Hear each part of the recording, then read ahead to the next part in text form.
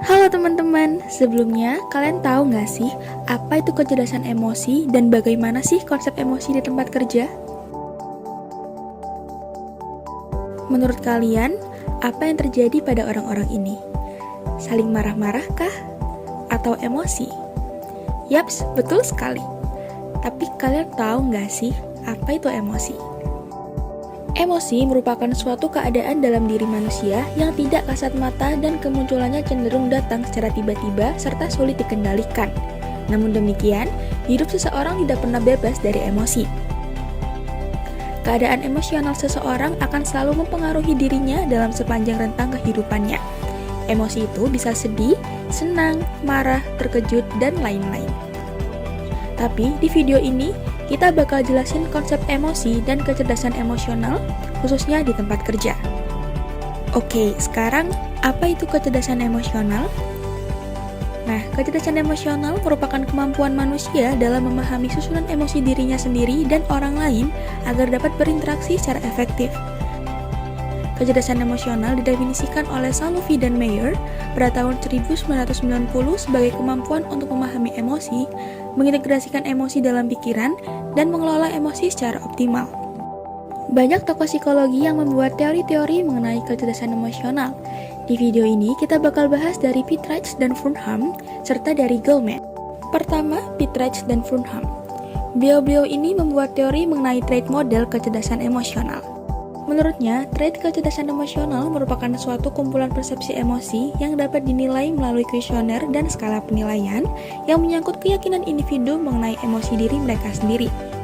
Seperti yang dijelaskan oleh Pittridge dan Furnham pada tahun 2000 dan 2001, kecerdasan emosional mengacu pada trait-trait berikut: adaptability, assertivitas, emotion expression, emotion management others, emotion perception self and others, emotion regulation, impulse control, relationships, self-esteem, self-motivation, social awareness, stress management, trait empathy, trait happiness, dan trait optimism.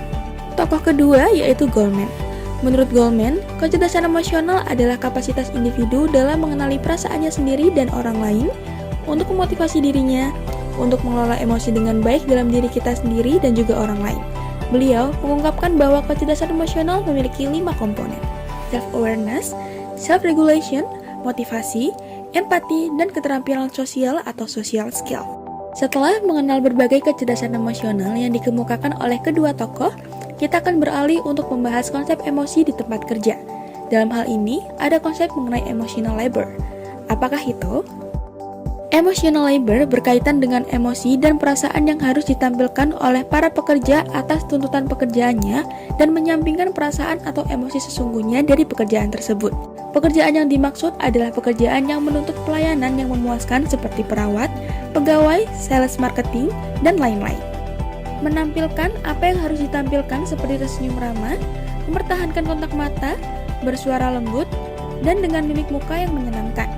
Permasalahan kemudian muncul ketika emosi yang dirasakan tidak sesuai dengan apa yang seharusnya ditampilkan, seperti sedang ingin marah atau kesal. Ternyata nggak cuma di konsep kecerdasan emosional aja loh, banyak tokoh psikologi yang mengembangkan teorinya. Tetapi konsep emotional labor ini juga banyak dari tokoh psikologi yang mencoba mengulasnya. Di video ini kita bakal bahas dari Hochschild dan dari Morris and Feldman. Hochschild mengungkapkan 2 cara dalam melakukan proses manajemen emosi sesuai tuntutan kerja atau emotional labor, yaitu acting permukaan atau surface acting dan acting mendalam atau deep acting. Morris and Feldman menyebutkan emotional labor sebagai segala usaha, perencanaan, dan kontrol yang diperlukan untuk mengekspresikan segala emosi yang diinginkan organisasi selama transaksi interpersonal di tempat kerja. Menurut perspektif ini, emotional labor lebih ditentukan oleh lingkungan sosial. Lebih lanjut, Morris and Feldman merumuskan 4 dimensi dalam emotional labor, yaitu frekuensi interaksi, attentiveness, variasi emosi, emotional dissonance. Selanjutnya, ada suatu model mengenai emotional labor yang dikembangkan oleh beberapa tokoh psikologi dan mencakup beberapa aspek. Anteseden situasional dari tenaga kerja emosional. Situasi dalam pekerjaan bertindak sebagai isyarat dari mana emosi dapat dihasilkan. Dalam setting customer service, situasi yang menonjol adalah interaksi dengan pelanggan dan harapan organisasi. Hal ini dapat diukur baik sebagai ekspektasi dari interaksi karyawan dengan customer maupun kejadian yang menciptakan respons emosional tertentu. Dengan demikian, faktor situasional yang ekstrim dapat mempengaruhi regulasi emosi yang dibutuhkan. Kedua, aspek emotional events. Weiss dan Corpanizano mengatakan bahwa peristiwa emosional di tempat kerja dapat membantu menjelaskan sikap dan perilaku karyawan. Peristiwa emosional ini dapat menyebabkan lebih banyak regulasi emosional ketika peristiwa itu menghasilkan emosi yang tidak sesuai dengan aturan tampilan organisasi.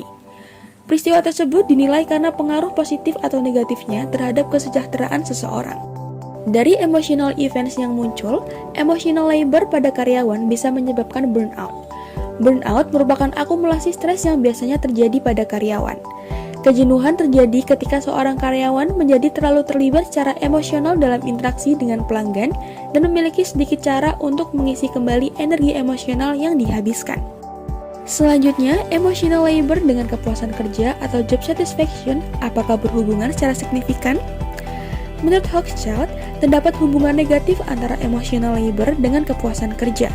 Beliau mengungkapkan bahwa saat individu bekerja untuk mengelola sesuatu yang bersifat personal, seperti emosi, dan saat bekerja harus mematuhi tujuan organisasi. Maka pada dasarnya, sedikit sekali kepuasan pribadi yang dapat individu atau karyawan tersebut rasakan. Menurut penelitiannya, mereka yang melaporkan regulasi emosi tingkat tinggi dengan pelanggan mungkin kurang puas dengan pekerjaan mereka. Kemudian, aspek personal and organizational yang bisa berdampak menghasilkan emotional labor. Aspek personal pertama ialah ekspresi emosional. Ada kemungkinan bahwa orang-orang yang memiliki ekspresi positif yang tinggi, misalnya akan terampil dan patuh dalam memenuhi aturan organisasi. Dengan demikian, individu seperti itu harus melaporkan tingkat kerja emosional yang lebih rendah dan kinerja lebih baik dalam social service-nya atau pekerjaan yang melibatkan orang lain. Aspek personal lainnya ialah kecerdasan emosional. Kecerdasan emosional disebut sebagai kemampuan untuk mengenali dan menggunakan informasi emosional dalam interaksi sosial. Regulasi emosi yang efektif adalah salah satu tanda kecerdasan emosional yang kuat. Dengan kecerdasan emosional tinggi, terampil dalam terlibat interaksi sosial, dan bahkan dapat membuat orang lain merasa nyaman dengan diri mereka sendiri. Karakteristik-karakteristik seperti ini yang cocok untuk pekerjaan dalam bidang social service. Aspek organisasi yang pertama ialah berkaitan dengan otonomi. Saat karyawan merasa kurangnya kendali atas peristiwa atau pekerjaannya telah diidentifikasi sebagai sumber stres kerja, Hochschild membahas ketidaknyamanan karena organisasi dapat mempengaruhi keadaan emosi pribadi seseorang. Aspek organisasi lainnya berkaitan dengan dukungan supervisor dan rekan kerja. Teori regulasi emosi yang dikemukakan oleh Gross membahas lingkungan sebagai isyarat respon emosional yang mengikutinya. Dukungan dari rekan kerja dan supervisor harus menciptakan lingkungan kerja yang positif. Beberapa penelitian menemukan bahwa persepsi seorang karyawan bahwa dia bekerja dalam lingkungan dan suasana yang mendukung telah ditemukan berhubungan dengan kepuasan kerja, penurunan stres, dan niat berpindah, dan bahkan kinerja tim yang lebih tinggi. Gimana sih caranya bekerja dengan seseorang yang kita nggak suka?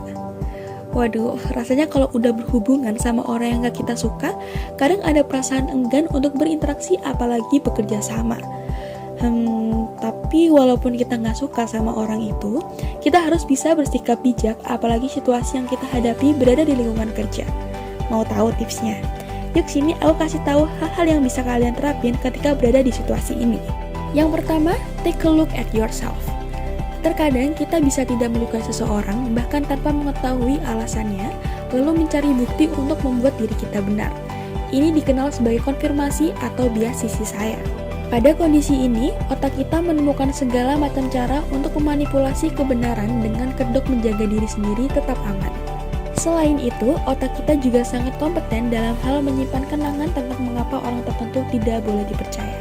Agar lebih jelasnya, yuk simak adegan ini.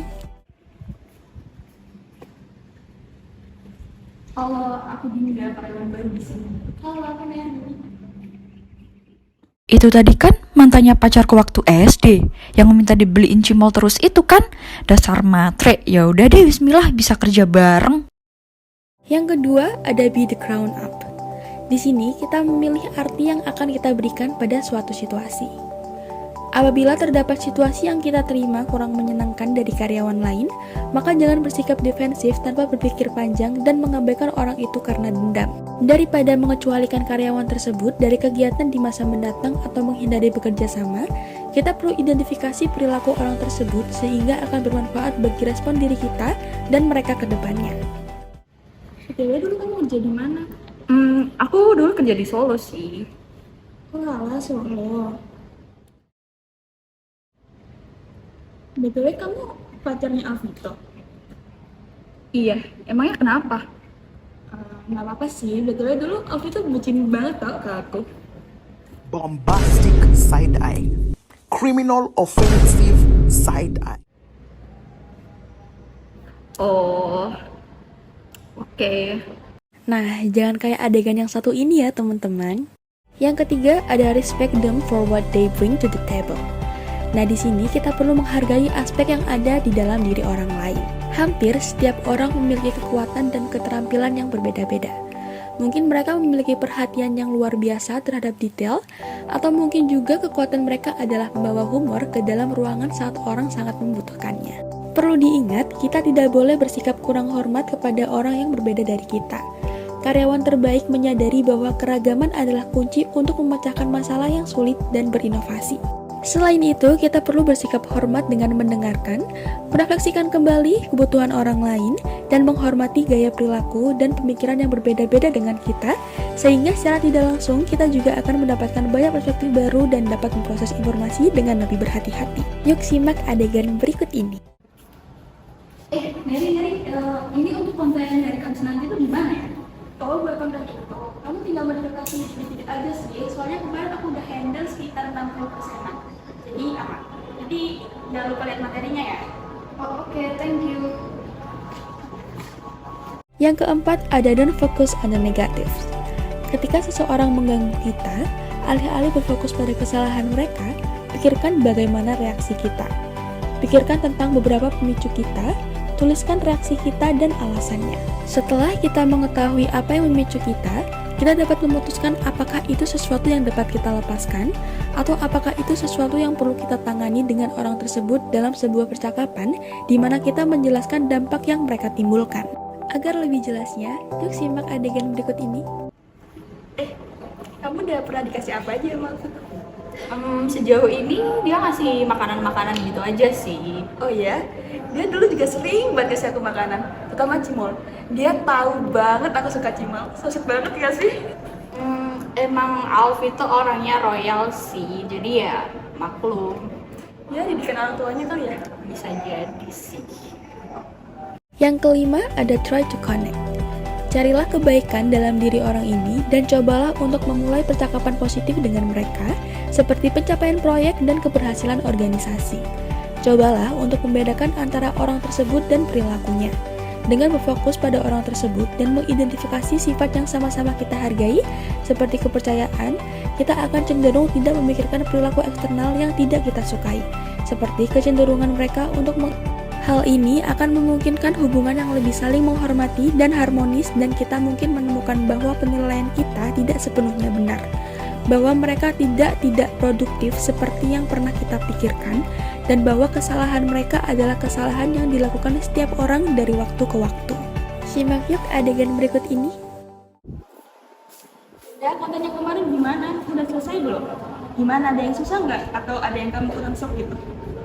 Sebenarnya ada sih. Jadi kemarin tuh ada color palette yang kurang masuk. Nah, menurut kamu mending warna biru atau hijau ya buat elemen yang ini? Mending yang hijau sih, biar sesuai gitu sama tema kita. Oke deh, thank you. Oke, sama-sama. Yang keenam, be strategic. Pertimbangkan hasil yang perlu kita capai dan lakukan apa yang diperlukan untuk mencapainya. Mungkin kita perlu mengubah cara kita bekerja dengan orang tersebut. Apakah dengan menghabiskan lebih banyak waktu untuk membantu mereka mengembangkan keterampilan, menghubungkan mereka dengan orang lain dalam organisasi, atau memberi mereka umpan balik yang berarti atas pekerjaan mereka. Berfokuslah pada hal-hal yang dapat kita lakukan untuk membantu mereka sukses. Ingatlah bahwa kesuksesan mereka adalah kesuksesan kita. Top of mind harus menjadi visi organisasi dan apa yang dibutuhkan untuk mencapainya. Investasikan waktu untuk memastikan bahwa orang yang sulit mengetahui peran mereka memiliki rasa memiliki dan jelas tentang seperti apa kesuksesan bagi semua orang. Masih pada bingung ya? Yuk simak dulu adegan berikut ini. Aduh, ini tugas banyak banget sih. Mana ya si Neri itu? Kok dia nggak ngerjain bagiannya sih? Padahal hari ini hari deadline. Bentar deh, aku mau telepon dia dulu.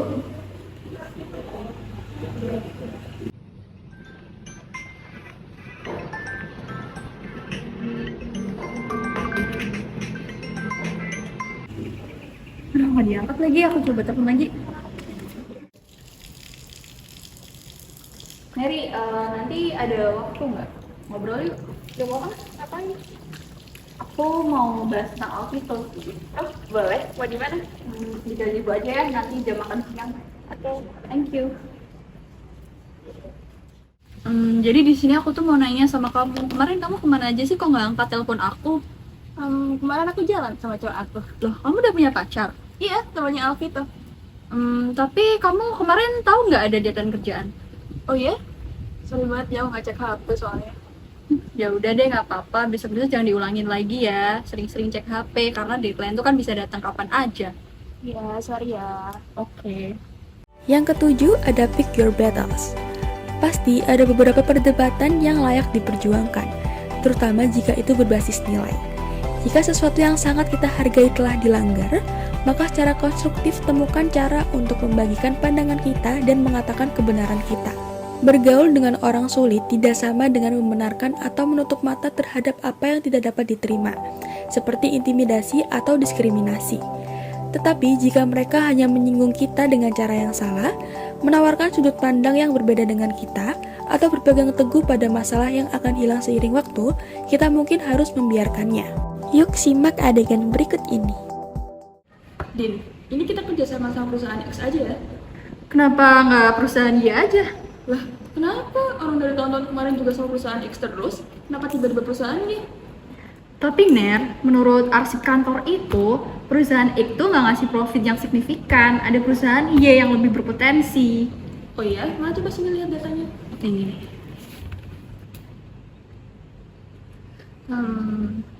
Iya sih, benar. Yaudah kita coba aja kali ya. Gimana nih teman-teman? Kami harap teman-teman udah pada paham ya terkait materi ini. Kami mohon maaf apabila ada kesalahan selama menyampaikan materi pada video kali ini. Sampai jumpa di lain waktu. Bye-bye.